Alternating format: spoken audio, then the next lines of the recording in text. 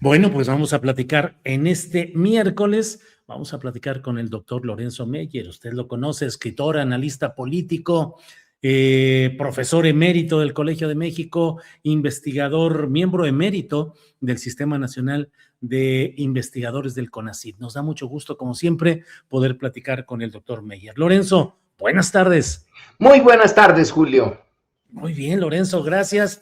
¿Cómo has estado? ¿Cómo te trata la vida y cómo te trata el mundo con todas sus complicaciones de diversa índole, Lorenzo?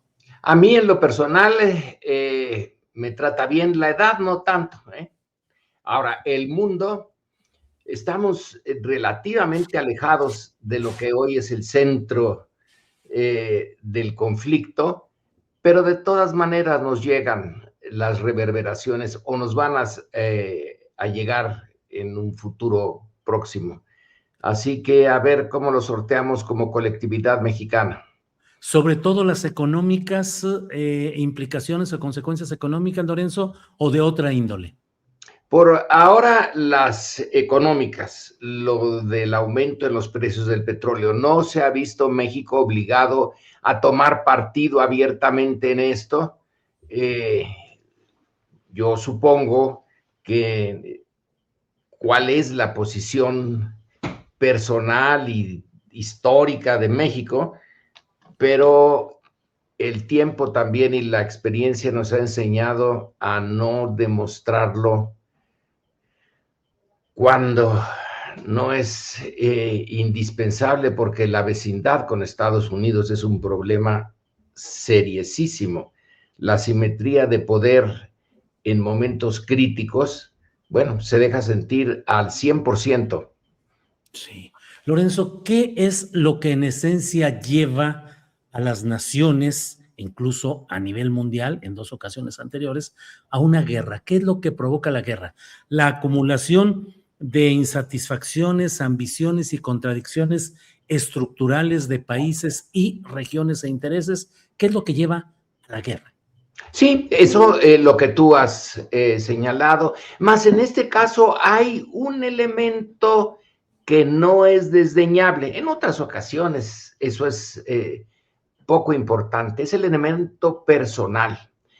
Es el personaje que dirige una pirámide de poder, una pirámide nacional o una coalición, una alianza, y en momentos decisivos su acción como individuo, claro que las circunstancias están dadas y las circunstancias son importantísimas para explicar estos momentos de crisis, pero la personalidad, la responsabilidad personal, hay momentos en que es mayor que en otros. Y creo que en este caso, la personalidad de Trump es un elemento que a veces rebasa los institucionales, rebasa al Departamento de Estado, rebasa al Congreso de su país, que es uno de los tres poderes y que sí funciona en muchas ocasiones, pero que ahora no está funcionando. Entonces, en esta ocasión, la guerra de Estados Unidos con Irán, creo que el factor Trump es fundamental. Por ejemplo, en la Segunda Guerra Mundial, el factor Roosevelt, que es el que hace entrar en la guerra a Estados Unidos, pues no es decisivo. Ya una vez en la guerra, sí, él toma decisiones fundamentales, etcétera. Pero hubiera sido quien hubiera sido, la situación llevaría a que el conflicto, el choque de intereses entre Japón y Estados Unidos por materias primas en esa zona del mundo, ya estaba anunciada de mucho tiempo atrás, y el choque en el Pacífico era casi inevitable, hubiera sido quien hubiera sido el líder. En este caso, el personaje central no es ningún ayatola, no es en realidad una cosa que puedas tú puntualizar en el caso de Irán. En el caso de Israel, que es el otro actor básico, ahí sí es Netanyahu, pero Netanyahu como representante del sionismo y de el proyecto extremo de Israel. Y en el caso de Estados Unidos, es Trump. Creo que no siempre se puede personalizar de manera tan clara un conflicto como en este caso, Julio. Claro, claro. Ahora, doctor Meyer, muchas veces solemos decir que más allá de lo individual está el peso de las corporaciones, de la superestructura, de las élites que van definiendo lo que los personajes en el poder tienen que ir haciendo. Y bueno, hay ejemplos como Ronald Reagan, que se decía que Ronald Reagan pues simplemente hacía lo que sus grupos de poder y de interés le iban indicando. Joe Biden, que fue otro personaje que al menos se veía poco ejecutivo. Aquí, en este caso, ¿cómo es posible que la personalidad de Donald Trump, con rasgos demenciales, según algunos estudiosos como el doctor Héctor Frisby y otros personajes que dicen que hay una demencia frontotemporal de Donald Trump, cómo esa persona puede abolir en la práctica toda una historia que la cinematografía nos ha vendido de Estados Unidos, la división de poderes, los jueces implacables, el respeto a los derechos humanos, a la legalidad? ¿Cómo no hay o ha sido una mentira todo ese esquema que nos han vendido de la democracia y la justicia gringas? No, yo no creo que sea una mentira, es una coyuntura, Julio. No es normal la situación por la que está transcurriendo el flujo de decisiones en Estados Unidos. Hay elementos totalmente nuevos. Por ejemplo, el hecho mismo de que Trump llegara a la presidencia. Trump nunca tuvo una carrera política. Es raro en Estados Unidos y en cualquier otro sistema político que un personaje que está en los negocios y que no es particularmente importante, sí tiene unos millones de dólares y le interesa los bienes raíces, en particular en Nueva York, pero de ahí pasa a la televisión, y de la televisión y el apoyo de su propio capital, lo lanza a la política, y el Partido Republicano resulta menos audaz y no se defiende de Trump en un entorno en el cual ningún líder norteamericano, ni demócrata ni republicano, había movilizado a la parte blanca de la sociedad norteamericana, pero clase media o pobre de plano para estándares norteamericanos, claro, pobre, resentida, y que podía haber sido base social de los demócratas, pero no fue así. Recuerden aquel insulto que lanzó Hillary Clinton cuando era candidata a la presidencia y que enfrentaba a Trump, sobre el tipo de personas que estaban dispuestas a votar por Trump. Les llamó a basket of deplorables, una canasta de gente deplorable.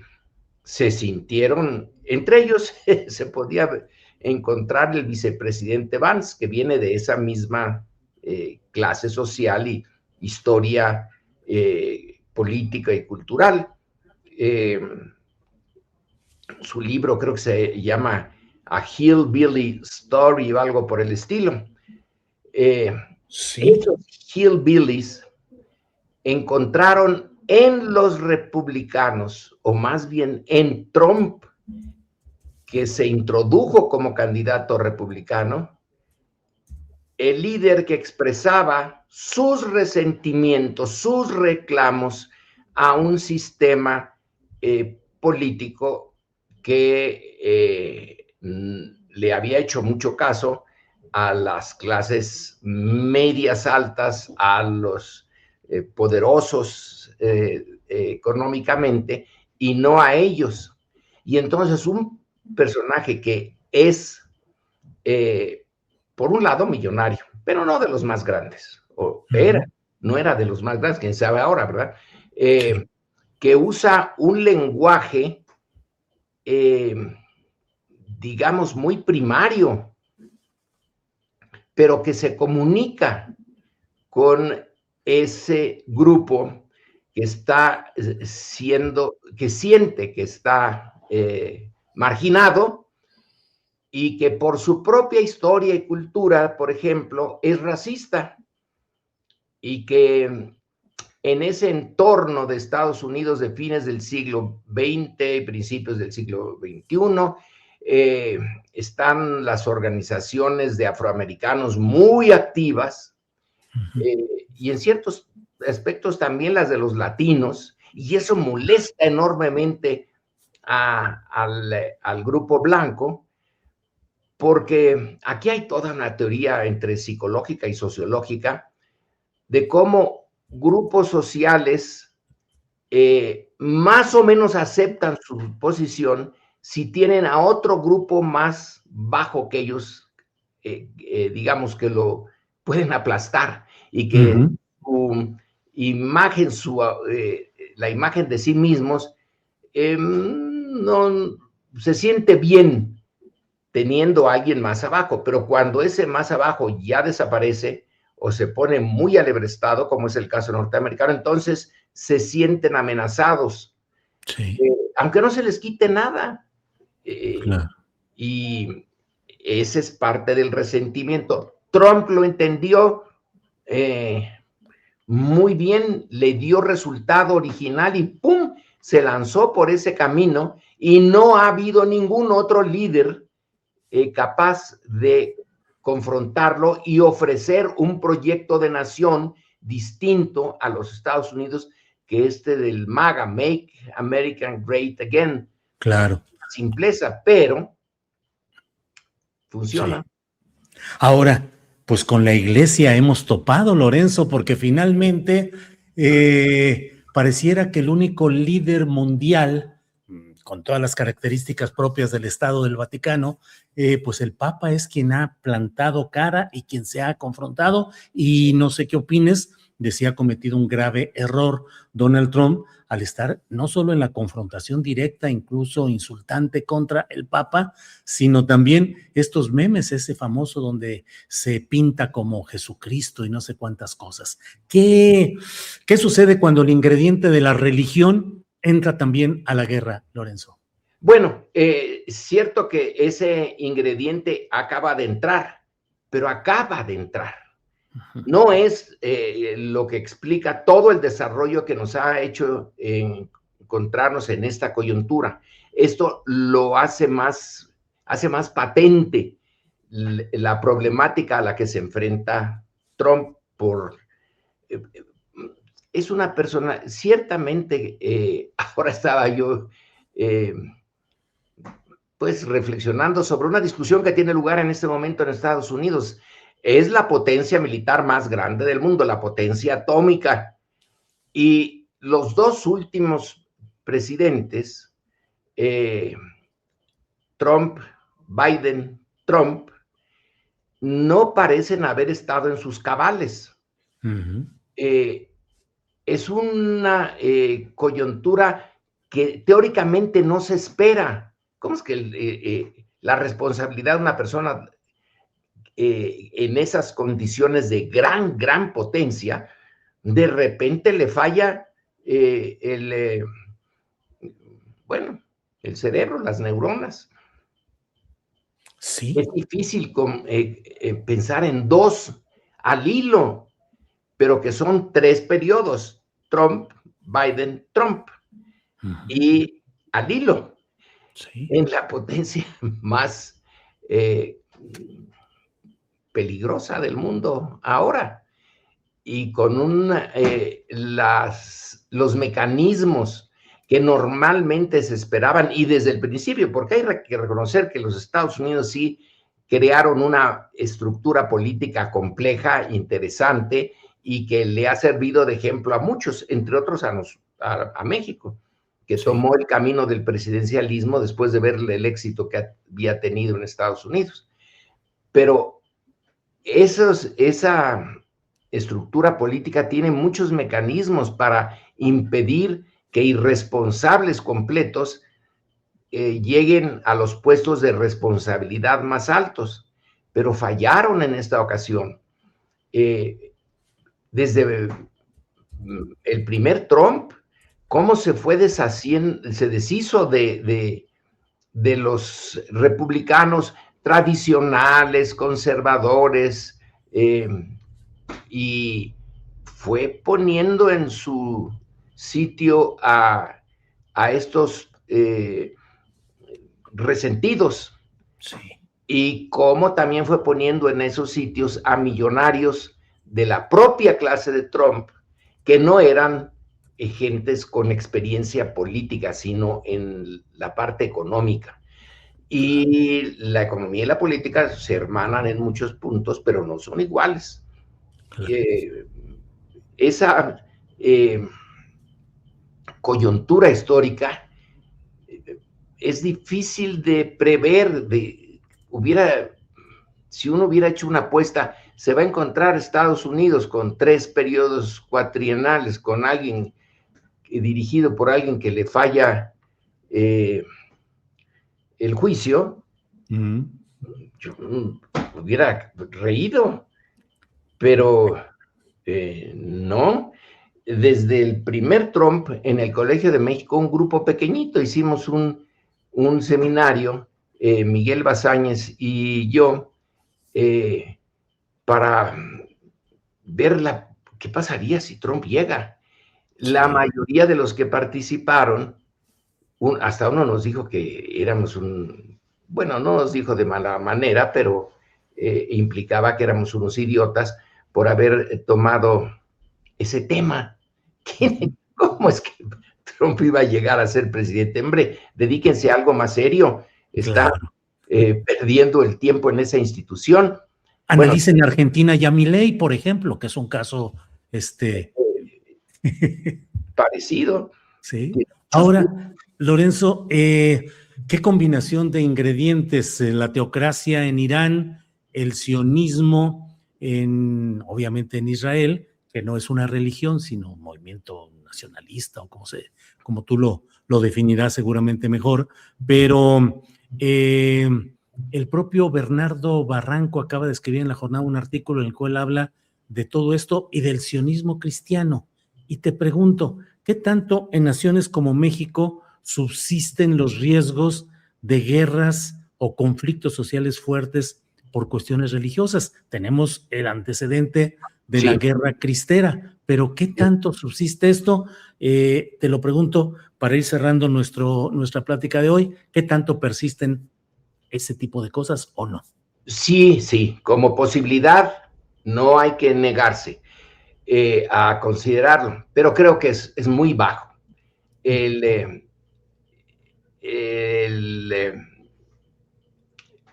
poder político de la Iglesia sí existe ahora, pero está bajo control. Venimos de una tradición en donde poder político y poder eclesiástico era lo mismo, estaban hermanados. Hubo obispos que llegaron a virreyes, ¿no? Prueba de que era posible, era difícil pensar en separar ese poder. Siglo XIX y siglo XX son 2 siglos en donde dentro de México se llevó a cabo una lucha dura, muy dura, entre quienes proponían el Estado laico y quienes consideraban indispensable dejar a la Iglesia con un poder no solo espiritual, sino político, por el bien de la nación, porque era el elemento que unía a los mexicanos. ¿Qué otra cosa los unía? Con esa tradición de colonia, del rey, la república, la presidencia, esas cosas eran ignoradas por unos, no le daban significación otros. En cambio, el poder de la Iglesia y de la Virgen de Guadalupe y los poderes, pues, celestiales metidos en la política, no se veía mal. Costó, iba a decir yo, Dios y ayuda, pero no, costó algo, o a lo mejor sí, a lo mejor también Dios entró en esto y dijo, no, hay que separarlos, al César lo que es del César y a Dios lo que es de Dios, pero costó muchísimo. Fueron dos derrotas tremendas para la Iglesia, la del siglo XIX que lleva al Estado laico y la de la Guerra Cristera. Sí.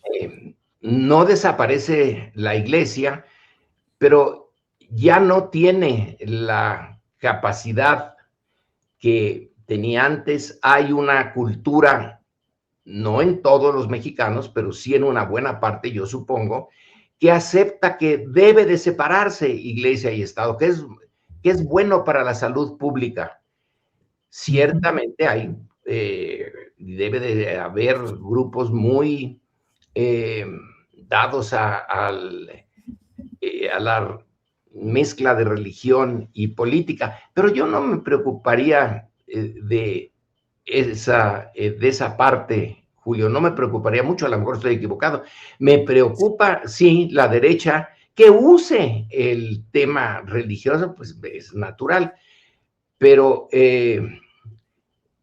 la derecha que más, digamos, moderna y más a tono con el siglo XXI, sí puede llegar a volver a tener el poder.